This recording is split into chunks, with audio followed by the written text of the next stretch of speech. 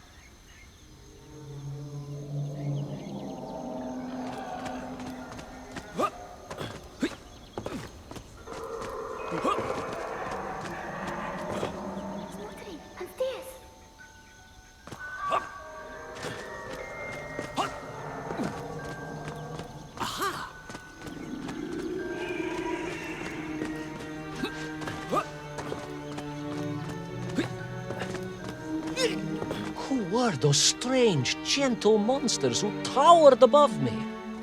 I could only guess they were the lost tribe of the МЕНКВОВ, an earlier race of people. But why were they so fearful of those ancient gates that lay just beyond their village? And why did they seem to recognize me? Why?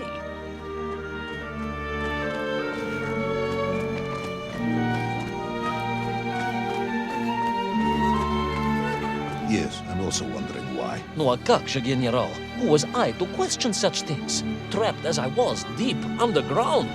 I was more curious, I must admit, about the location of little Orpheus.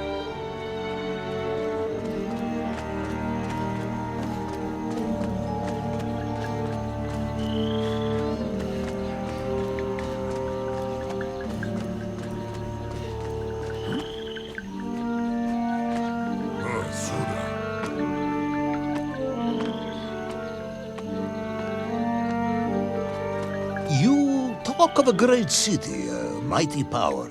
Yet your МЕНКВОВ squatted like savages in huts at its boundary. They did. And the answer to that mystery lay beyond my grasp at that point. Because it was a wonder, it truly was.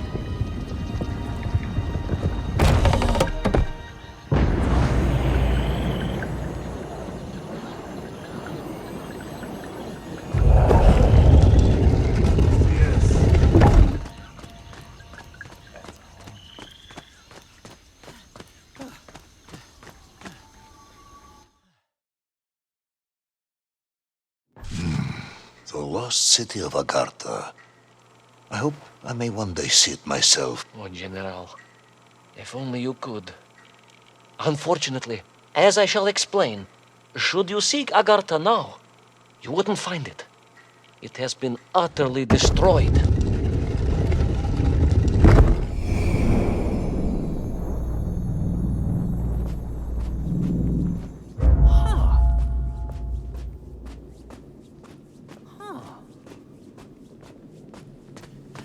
Utterly destroyed? Utterly, General, a tragic loss. A convenient loss. I imagine archaeologists weeping as I tell you. But most importantly, before we continue, you must understand one crucial fact about its destruction. Which is? It wasn't my fault.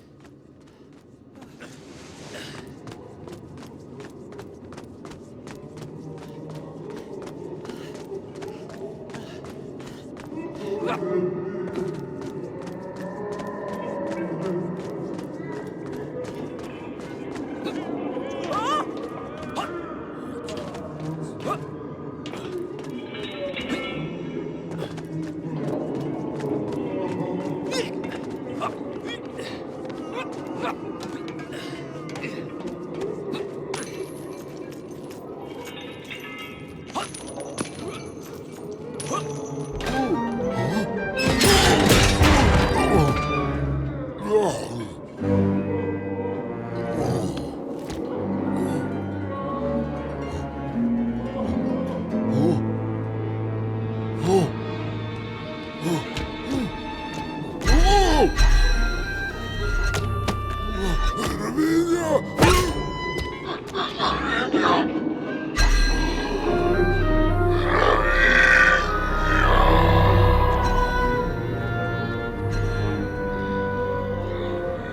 poor, unfortunate MENKVO, trapped and kidnapped and dragged away, only to return as vicious foot soldiers to some unknown tyrant.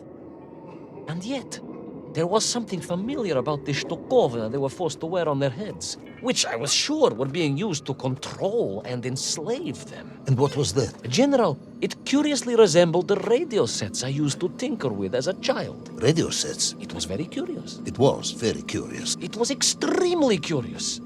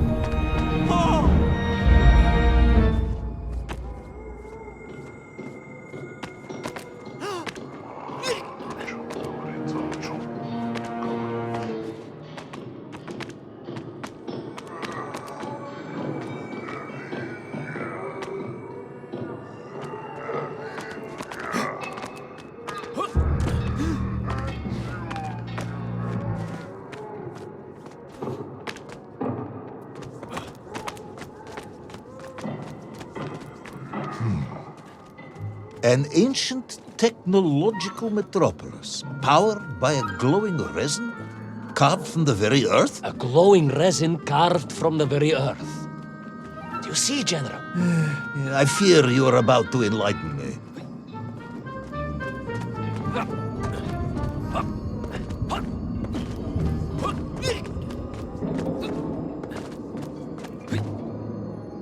Little Orpheus must have been drained by the impact, but whoever had stolen it and brought it here was no doubt planning to use the Agarthan resin to charge up the atomic bomb, restoring the device to its full potential.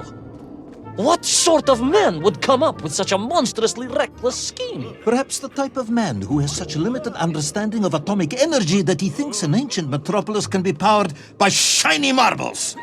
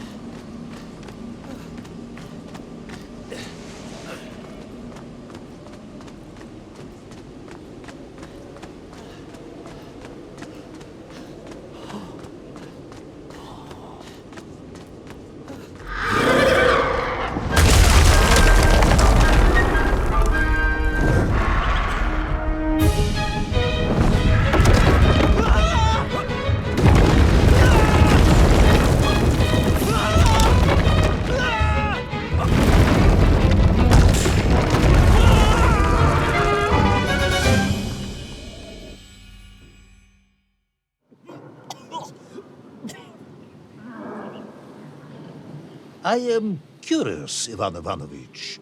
You talk and talk about this great subterranean city.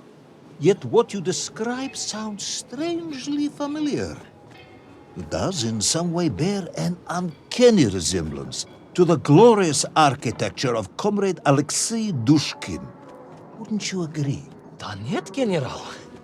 I have never heard of this great Tavarish Dushkin or his works. Interesting.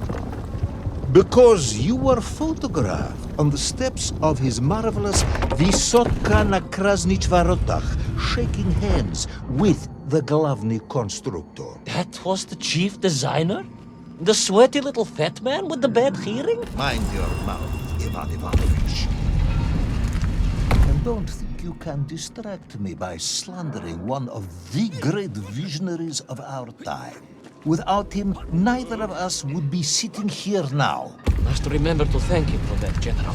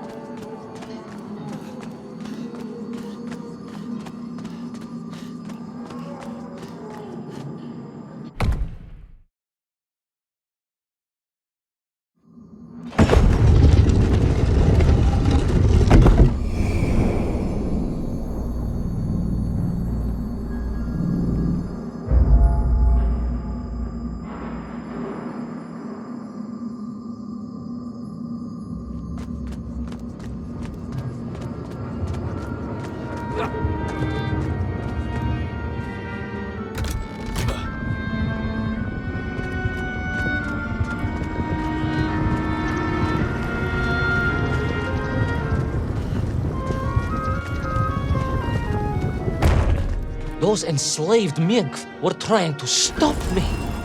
I was sure of that now. I find myself sympathizing with them, I must admit. No, General, then I have failed to win you over. A point of agreement at last.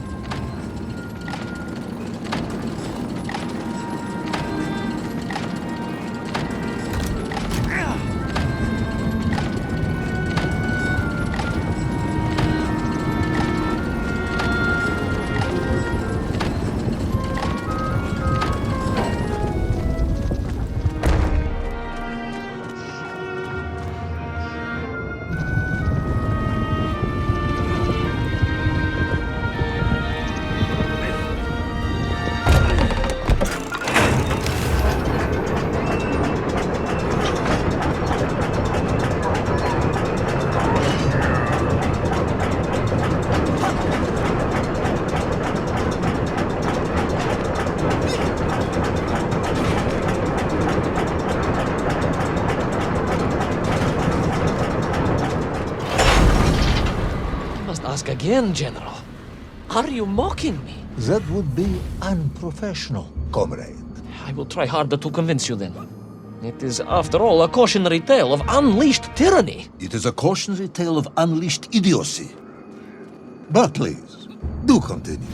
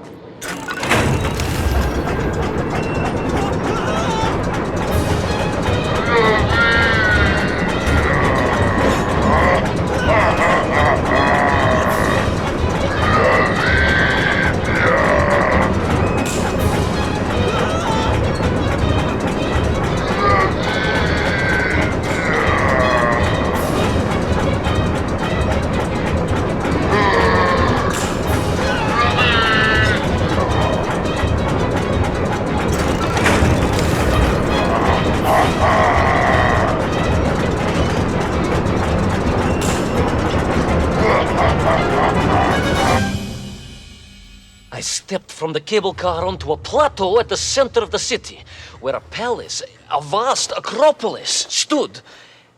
I was reminded of Chelyabinsk Sorok. May I ask how you know of Chelyabinsk Sorok? My Aunt Masha was a traveling tinker who married a beef investigator from Zlatoust. She told me of a secret but wonderful city in the west. An edifice of sheer power, humbly serving the will and needs of the people. Yes, unfortunately, that story didn't end so well. No. That's what Auntie Marcia told me. And perhaps that is why I was also reminded of it.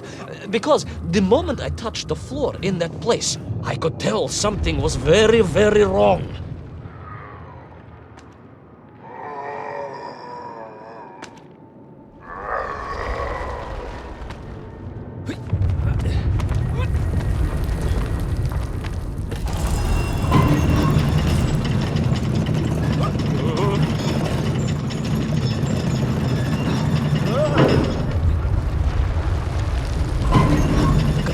Began to shake, alarmingly, and the whole city felt as if it was shuddering.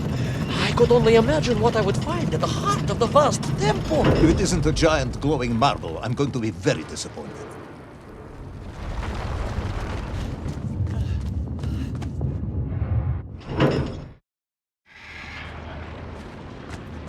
A huge resin sphere that overshadowed all of the others. I caught glimpses through the twisted architecture. And it was then I saw him. Him? The thief, the enslaver, the tyrant, sucking the power from this wondrous city as he drained the very lifeblood of the ancient civilization and drew it into the atomic embrace of little Orpheus. With a song in my heart, I raced onwards to stop him.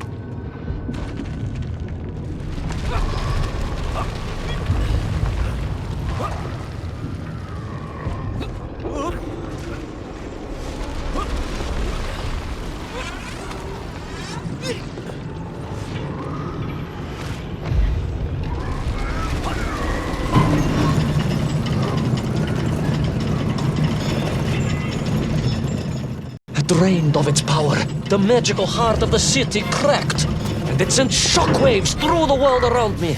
A true monster general, willing to bring down the mountain itself upon Agartha and bury it forever in his ruthless scheme.